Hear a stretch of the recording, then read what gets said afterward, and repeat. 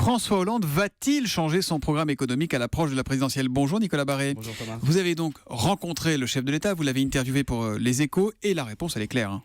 Oui, on pouvait craindre que dans cette perspective de l'élection présidentielle de 2017 et sous la pression de la gauche de sa majorité, il infléchisse son cap. Eh bien non, il annonce d'ailleurs une mesure majeure, le crédit d'impôt pour la compétitivité et l'emploi, le fameux CICE, va être relevé. Le CICE, vous savez, sert à baisser les charges qui pèsent sur les salaires. Il va être porté à au moins 7% de la masse salariale. Ça, c'est une annonce forte. C'est une annonce forte, mais est-ce que c'est une annonce efficace, Nicolas? Alors, oui, parce que cette mesure permet aux entreprises de redresser leurs marges et ça se traduit in fine dans la croissance qui sera supérieure à 1,6% cette année, permettra de créer, selon le chef de l'État, 200 000 emplois. Les entreprises, évidemment, auraient préféré un système plus simple que le CICE, une baisse d'impôt sur les sociétés, par exemple.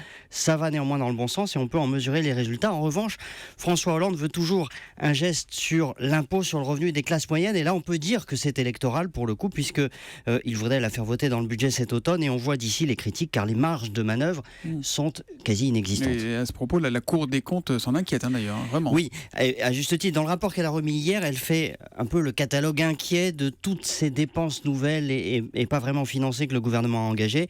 Le dégel du point d'indice des fonctionnaires, des recrutements dans la fonction publique, des aides aux jeunes, aux agriculteurs, etc. Bref, avec tout ça, nous dit la Cour des comptes, ce sera très difficile de tenir nos objectifs. Ça n'est donc pas le moment de redistribuer comme veut le faire le président, mais là, l'avertissement, j'allais dire, vaut autant pour le président, qui apparaît clairement en campagne dans cette interview, que pour les autres candidats à la présidentielle.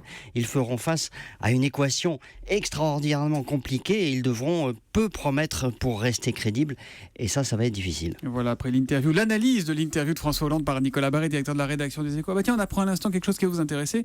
Immobilier, l'encadrement des loyers étendu à la petite couronne parisienne. Avant, c'était Paris et je crois que c'était en test à Lille également. Donc, ça va être étendu à la petite couronne et les départements de la proche banlieue parisienne. Peut-être que vous pourriez nous en parler, ça, demain, de l'encadrement des loyers. Qu'est-ce que vous en dites? Bien volontiers. Allez, vous avez le menu pour demain. Nicolas Barré, directeur de la rédaction des Échos, qu'on retrouve donc tous les matins après le journal de 8h. À demain, Nicolas. À demain.